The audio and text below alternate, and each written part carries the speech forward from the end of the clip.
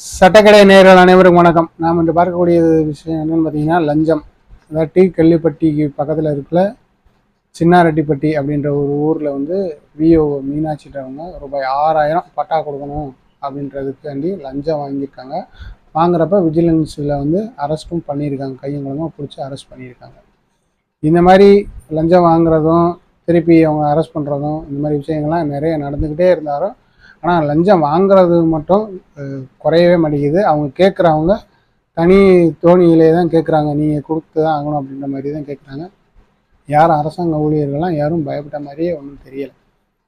ஆகவே இந்த மாதிரி விஷயங்கள்லாம் நீங்கள் மக்கள் வந்து லஞ்சம் கேட்குறப்பே இந்த மாதிரி விஷயங்கள் நீங்கள் நடவடிக்கைகள்லாம் எடுத்தீங்கன்னா தான் அவங்களும் சரி இனிமேல் மக்கள்லாம் சுதாரிச்சுக்கிட்டாங்க, இனிமேல் நம்ம லஞ்சம் கேட்க முடியாது அப்படின்ற அளவுக்கு நம்ம வந்து மக்கள் வந்து அவங்க மேலே ஒரு பயத்தை உண்டாக்குனாங்க. அந்த லஞ்சமே குறையும்.